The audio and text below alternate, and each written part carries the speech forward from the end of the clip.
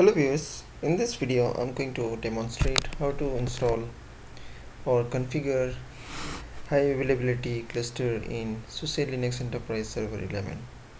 Okay, so there are few steps I'm going to follow in this video. So let me bring up the agenda for this video. Okay, so here's the agenda. Okay, the first one is prerequisite. So what are the pre-checks or prerequisite you need to set up your lab cluster? I'm going to use a VMware environment to show you how to install or configure the HAE cluster in SUSE Enterprise Linux. Okay, so the next thing is installation of HAE add-on packages. So I will show you how to configure your repository and how to configure a repository for your HAE add-on packages. And next thing is the initial configuration for your cluster. So once you install these packages, you would need to configure your initial cluster setup. Okay, so I will show you that, and the fourth one I will show you how to add a node into that cluster. So right now I have two VM, so I'm going to configure the first node first, and once I configure clustering in the first node, I will add the other node in the cluster. Okay, so this is the basic agenda, and let me go back to my vSphere. Okay, so in vSphere you can see there are two VMs I have installed, and in this two VM I have installed SUSE Linux Enterprise 11. Okay, let me bring up the virtual machines. Okay, so this is node 1 and this is node 2. Okay, so if I run gperlr,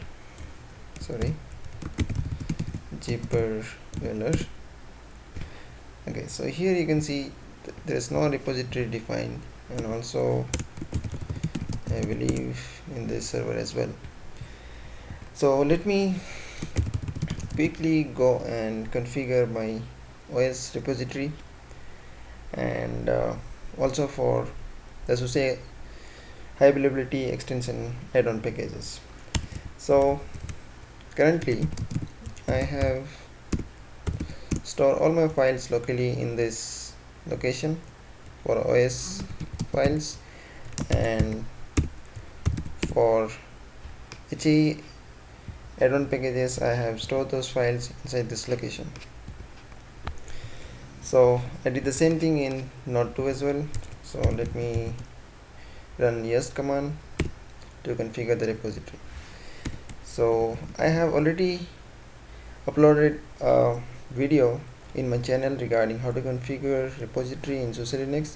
Okay, so if you are not familiar how to configure repository, please go ahead and watch my video in my channel, so you'll be probably good to configure repository after that.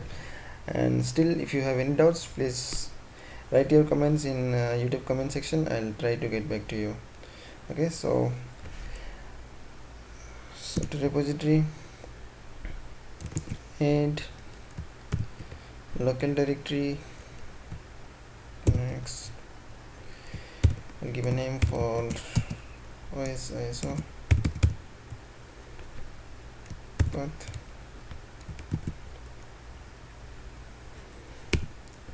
path is /ISO. Okay, next I have added the DVD for OS files and folders. The all related OS RPMs are available in this repository. And let me add the other one. This is for HAE packages, and the path is the correct one, which is mention here. Okay, so next, okay, to okay, so zipper error. Okay, fine. So now I can see here you have I have successfully added those two repository. So let me do it for the other node. Yes, let me go to software repository section and edit local repo directory. Next, repository name is os iso, path is iso. Okay, I think this one. Yep. So next, okay, I have added the first one. Let me add the next one. Next, repository path. Okay, so where is the path? This is the path. Okay, next, accept the license agreement. Next, okay, so save enterprise Linux high availability. Okay, I think I'm not sure how this name came. Let me delete that. Okay, let me go to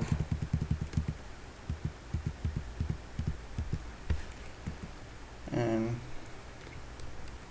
delete. Yes, let me edit one more time just to ensure I'm doing it correct.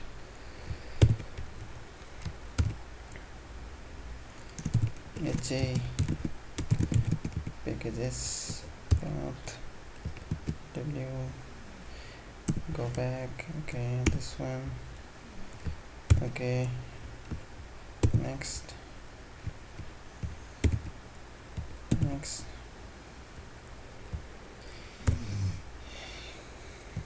Yeah, so I'm good. So I'm good with this repository. So I have added the repository. So like I said, I need the prerequisite. The first one is I need the OS packages and the DVD I copied in this repository, and this is HA packages regarding HA extension. And the third one is I need a shared storage, right? So what I'm going to use for shared storage is I'm going to use the VMware features. So we have a features in VMware. In VMware itself, uh, we can assign a shared LAN in multiple VM. So I'm going to use that features, and it is all depends on you, like which one you prefer. Okay, so there are many softwares out available in internet. There is one software called Openfiler.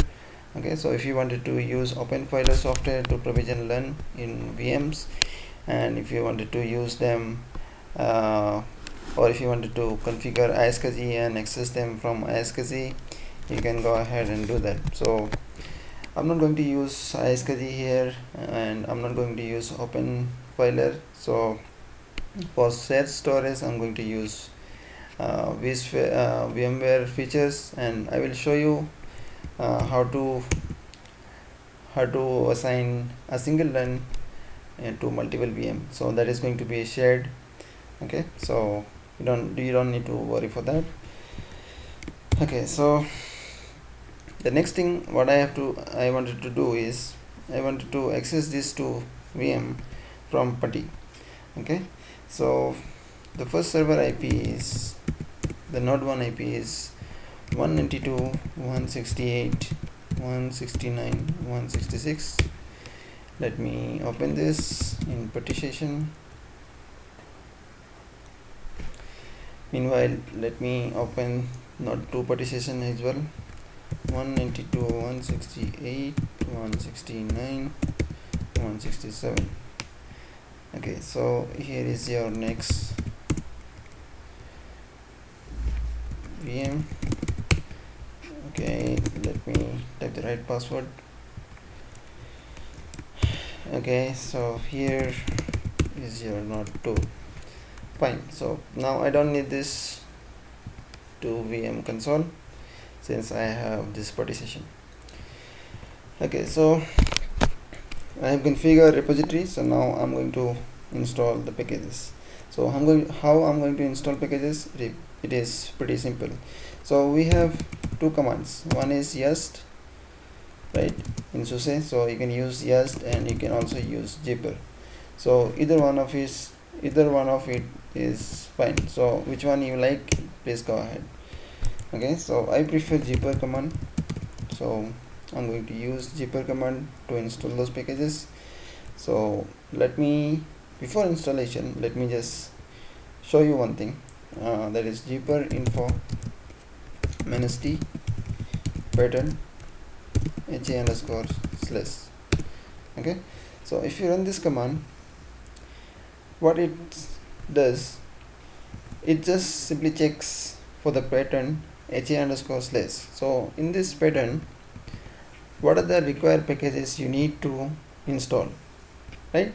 So these are the packages you can see: Corosing, C-Sync2, Python, DRBD, Hog, and Openness, Pacemaker, and so on. Those are the packages, those are the basic packages which you require to configure your HA cluster, right? So now I need to install these packages. So what I will do, zipper in -t pattern and specify the pattern name. Okay, so it is saying the size of those packages is around 15.4 MB, and there are some dependency is going to install, so those information is also going to populate later. So for now I'm just going to say as yes, and there is a license agreement. If you are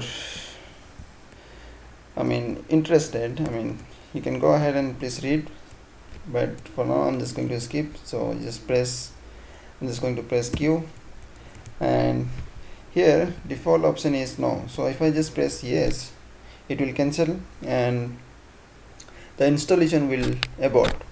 So I'm not going to do that, and instead I'm going to continue. So I'm going to use yes. Okay, so package installation process has been started in node 1. Let me do it in node 2 as well. Zipper in -t pattern HA underscore slash. Okay, so here it is done. Let me do it for the other node. Okay, it is installing. Great. So done. So it is pretty quick. So now if I just do rc open as status on both the node, rc open as status, and it says the process is stopped. So what is open as? So you can see in this way also, open as status. So here it says it is in stop state. Fine. So OpenAS is a daemon or service which is the main service for HA extension. Okay, so in order to start or in order to configure your cluster, you have to ensure this OpenAS service is running. Okay, so there are many sub processes runs under OpenAS. For example, when you start this process, there are many sub processes will going to start under this OpenAS, such as Pacemaker, and if you are using DRBD and LRM and RA and so on. I will show you that later, what are the sub processes. Okay, So for now, just keep in mind this is the main process for Suse extension clustering. Fine. So there are two ways of configuring the cluster, initial cluster. Okay, the one way is GUI and the other way is command line. Okay, so let me just show you what is the option to use the GUI. Okay, so to use the GUI, for example, in YAST there are two commands. One is YAST and another is YAST2, right? So in case if you do not have X11 installed in your system and it is not enabled, you won't be able to use YAST2. And in order to use YAST2, X11 should be enabled, and yes, X11 should be enabled to use YAST2. So let me just show you. If I just run YAST2, see, it is going to the default TUI widget, right? So it is not going to the GUI session, GUI widget. So in order to get the GUI widget, there are some steps you need to follow. The first thing is Xming. Okay, so there is a software called Xming, right? So this software I have installed in my system, so it is out available free in internet. You can go ahead and download and install in your system. Okay, so once you install this software, you just launch this software. I just click done. So once I click this, it is launched and it is running in background now in my Windows system. So now if I just take a new session for this server, node 1, this is the IP. Okay, so here's a section in SSH, under SSH X11, right? So X11 forwarding, enable X11 forwarding. So just enable this one and you are good. So open. So now if I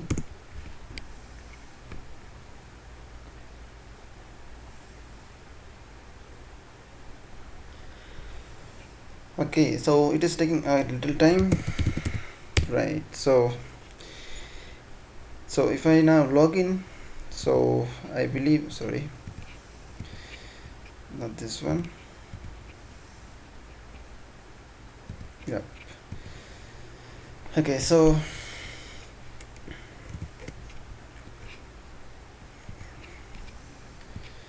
here it is. Okay, so I enable the X element for this partition. So if I run yes2 now, let's see what happens. Here it is. So now I can view GUI widget. There is a GUI widget pop-up and here is your all options regarding hardware sections. These are the options you can use, hardware devices and so on. So what we are looking for is cluster. So here is the cluster section, right? So if you wanted to configure in this way, you can go ahead and click on this cluster, and once you click, it will pop up for another window and it will give you this widget section, right? So I'm not going to use GUI settings. I'm not going to use GUI, so I'm going to cancel this about, or let me close this from here. Okay, so here it is asking yes, let me close this. Fine. So what I'm going to use is I'm going to use command line. So command line, how we are going to do, there are 3 commands regarding configuring your first initial cluster setup, right? So the first one is init. Okay, if you wanted to know what is init does, it is pretty simple. Just run man init, right? And read the description what it does. Name init, initiate the first node in a new HA cluster. So this is what it does. It is simple and straightforward, right? And if you wanted to see the other option, other flags, what it does, like I, what it does, T, P, and other flags, you can go ahead and you can read that. And there is another command called join, right? So if you just run this and read the main page for this one, what it says, join a new node to an existing HA cluster. So once you initiate a init and you configure of initial cluster setup, and once you are done with that, now you wanted to add an additional node. For example, I'm going to use a 2 node of cluster here, and I need to add one cluster to that one node into that cluster. So I'm going to use this command /join. And similarly, if you are going to use multiple nodes in the same cluster, for example, if you are running 3 nodes or 4 nodes, then this command is will be going to very helpful for you to join additional node in that existing cluster, right? And third one is remove. So I'm very much sure that this one is in production environment you are not going to use much, but for your information, it is it is important to know and how to remove a node from the existing cluster. So this is what it does: remove a node from an existing HA cluster, right? So there are other flags. What it does, you can go ahead and you can read what are those command does. So now let me initiate the first cluster configuration. Sorry, it is not join, it is init. So run this command. Now it says a warning saying about NTP, because I have NTPQ minus P. Okay, NTP is not running for me. .ntp start csk config ntp on. Let me do this here also.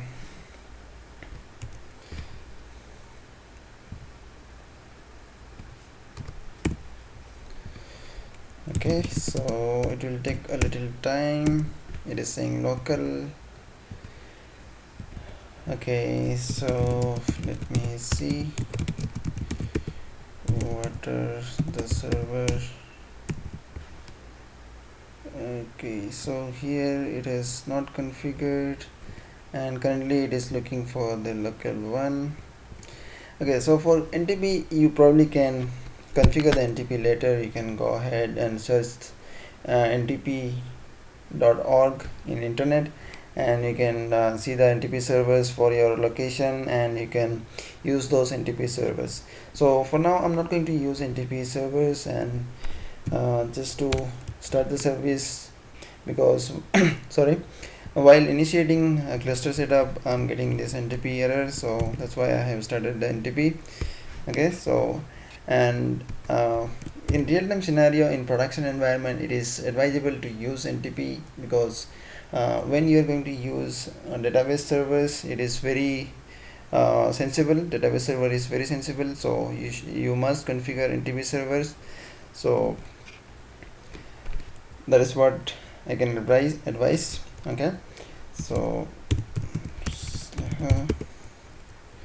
init, right? So now that NTP error is gone. So it says enabling SSHD service, and it says there is a file already, so it would like to overwrite. So I run this command already once, so that's why it is asking to overwrite one more time. So it is not a problem to overwrite one more time, so I'm just doing it. Okay, so once I run this command and say yes for this SSH key, here is one section called configure corosync. So what is this section? So in this section it is going to do, this will configure the cluster messaging layer. So in Suse Enterprise Linux there are three types of layers we have. Okay, so I will going to describe, or I will going to explain later about those three types of layers, what are those three types of layers and how they works. I'm just planning for an theoretical video later. Okay, so I'm just planning to have all this information in that theoretical video, and I'm going to explain what are those. Okay, so for now you just ignore them and just read what it does for. So this will configure the cluster messaging layer. You will need to specify a network address. So this is what it is saying. So we have to specify a network address, and which will going to communicate by default through ETH0, because right now I have only one interface, and if you have multiple interface you probably need to specify in which interface you are going to use, right? So for now I have only ETH0, so default it is going to use ETH0. And but you can use the network address of any active interface. This is what it's saying. And multicast address and multicast port. So once I specify this IP range, it will going to ask for the multicast IP and the multicast port.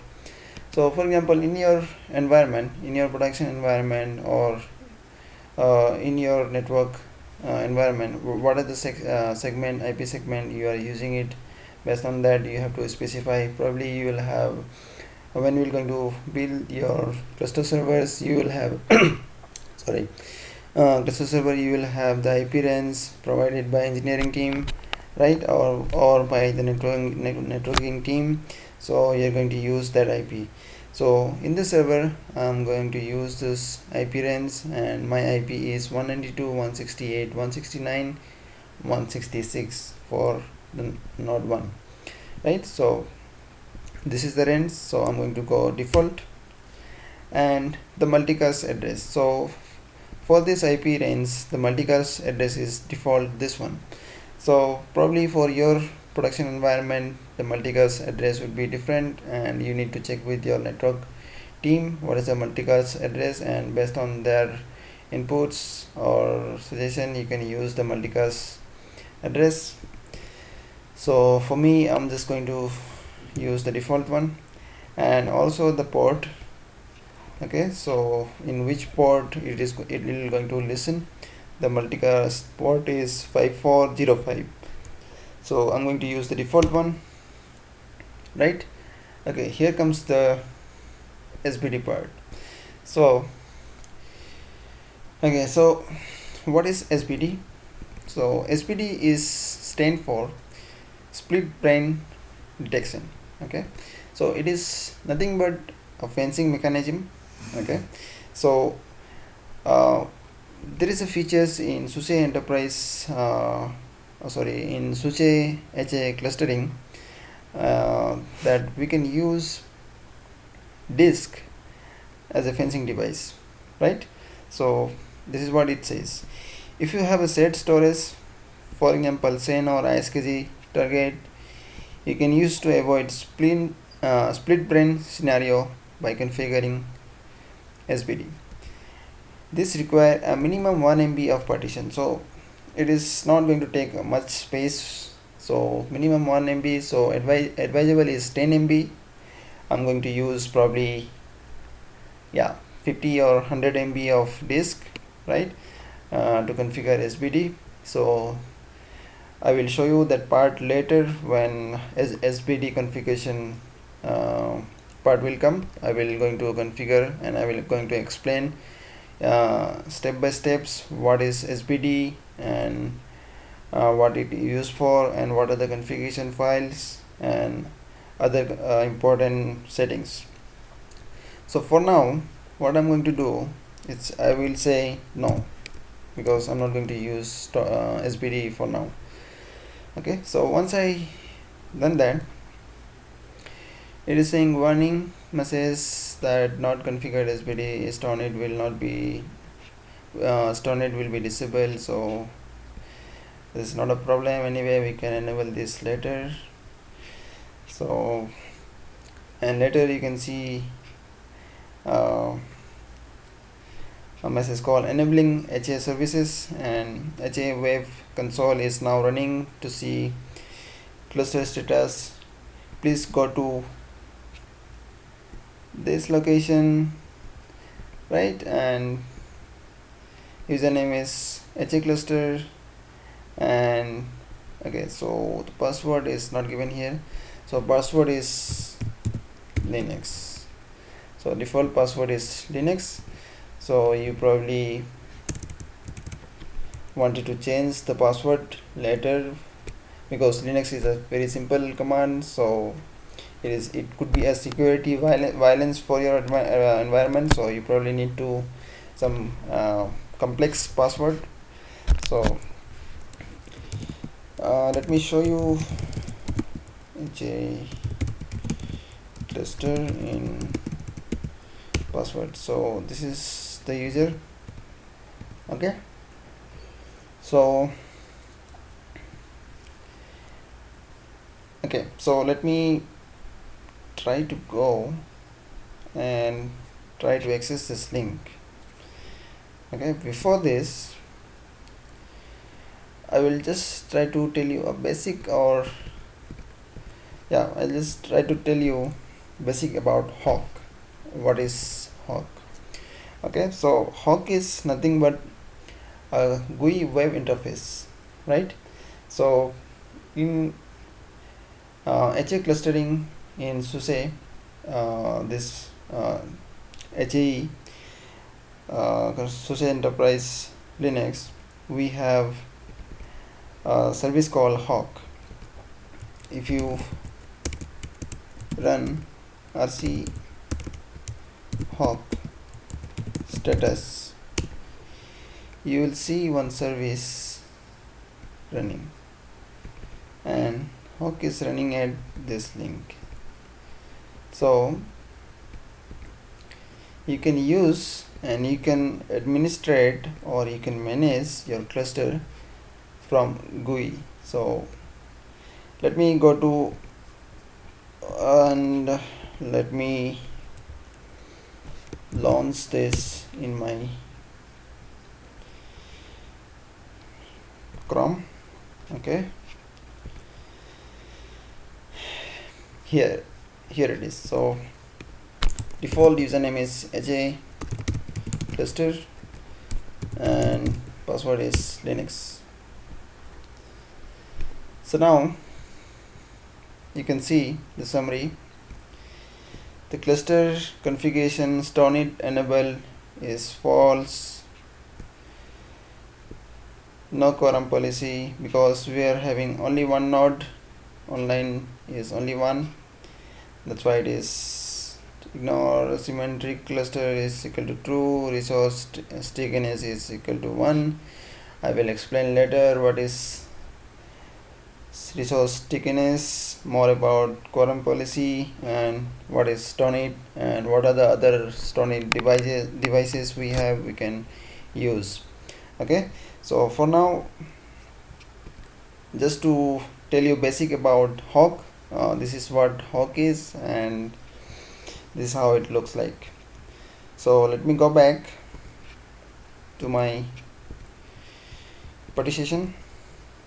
Okay, so I would like to discuss more about this one. Okay, so what are the settings we have made, and while initializing the /init command, there are logs written in this file.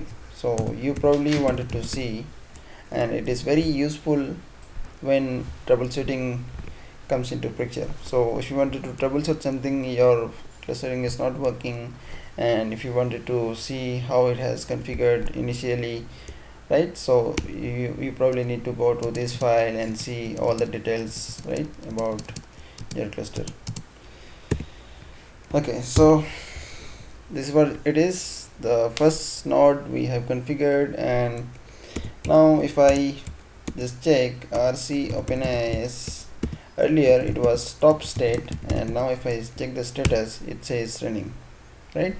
And I also said about there are many sub process run under OpenAIs, and I will explain later what are those sub processor for and what are their works.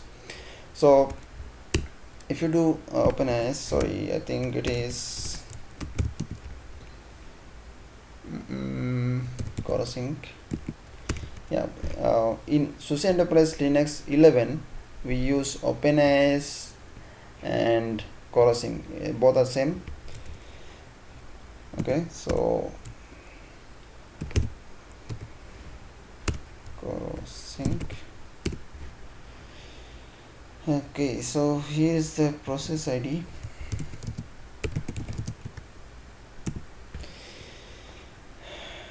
Okay, so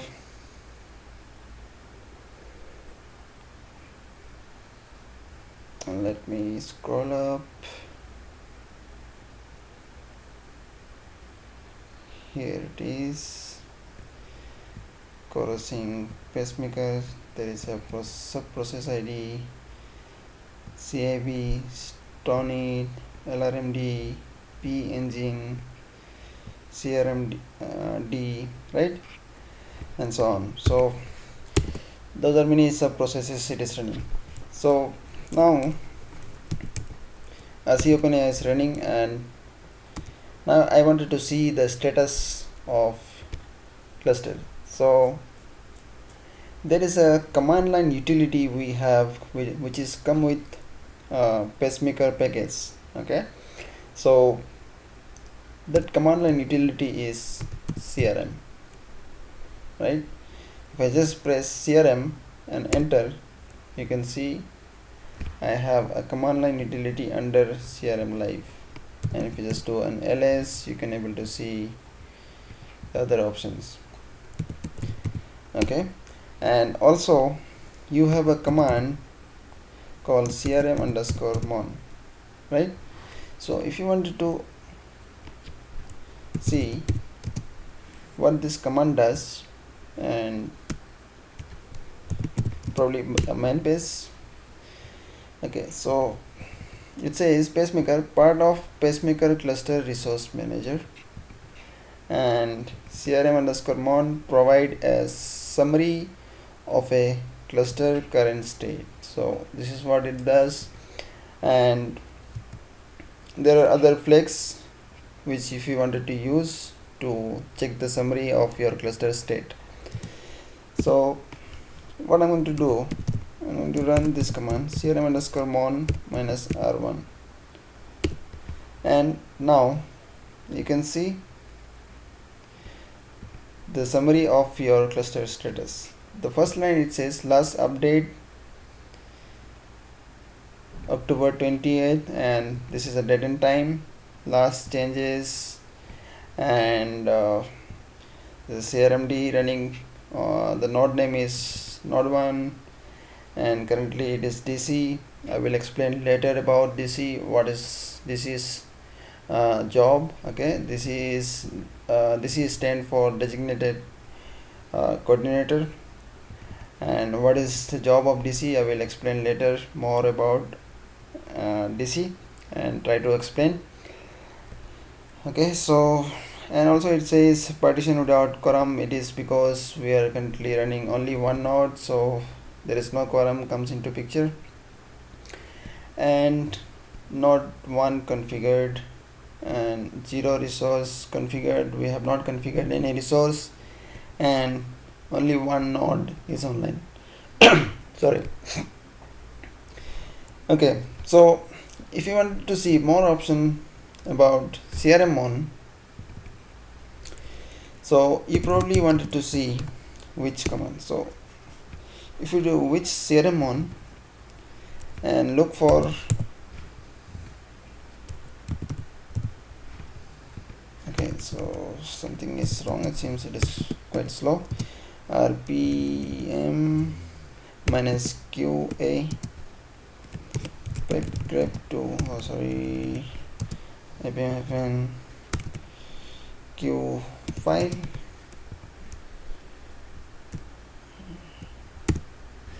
Okay, so like I said, it is provided by pacemaker. So this command is provided by pacemaker CLI packages. So if you wanted to see more commands, what are the other commands provides by this pacemaker CLI, you have to do rpm minus ql package name.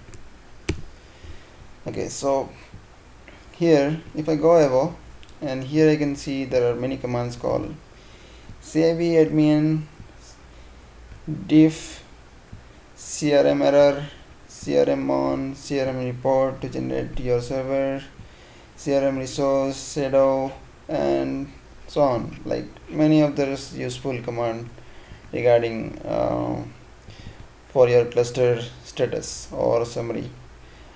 Okay, so this is for report, you can use this command to capture the report for cluster. So anyway, I'm going to cover almost all of them. I will try to cover almost all of this command, what all of this command does. So for now I just wanted to show you what are those commands available inside that. Fine. So now crm underscore mon r1, so r and 1 is, it is only giving for one time. This is why we use 1, and the r option, let me see what it does. Okay, so the r option is display inactive resources, right? So that is why I use r1. So okay, so we are almost done. So now next step is to add this node 2 into this cluster. So now how will you add that? Like I said previously, there are three commands: /init, /minus join, and /minus remove. So I'm going to use /join command now, and I'm going to use flag C to specify which node I'm going to which cluster I'm going to use. I'm going to join this node, right? So I'm going to join node to this cluster. So currently it is only node 1, so I will specify node 1. Let me double check whether the host is specified. Okay, so it is there, so it will going to resolve locally, so I don't have any issue. So let me run that command /join minus c node 1. Okay, so it is giving the same message as you saw while you are initiating or configuring this first one node cluster.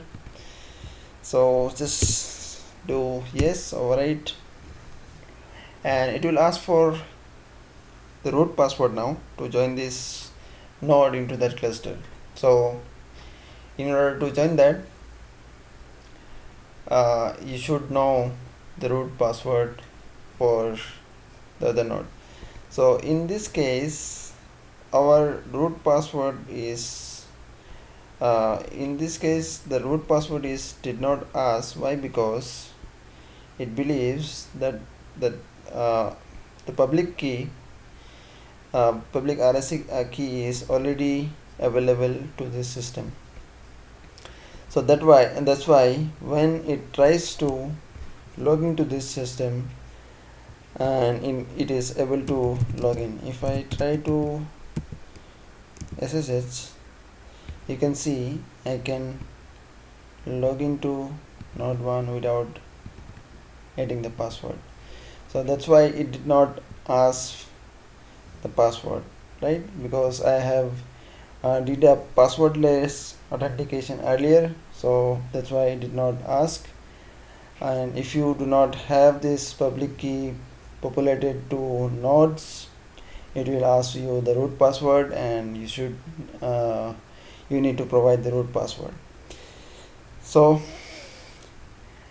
successfully added node 2 into that cluster. So here is the details for Hawk, username, and also the login details. So now if I check and run the same command, now I can see online node 1 and node 2. So this means I have successfully added node 2. So this is it for this video section. So like I said in this agenda, the prerequisite installation of HAE add-on package, initial configure cluster in one node and add an additional node into that cluster. So yeah, so please try to configure your own HA lab in your system like I have configured and just showed you in this video. If you have any doubts, please feel free to comment in the YouTube comment section. I will try to get back to you. Thank you so much for watching this video. Have a good day.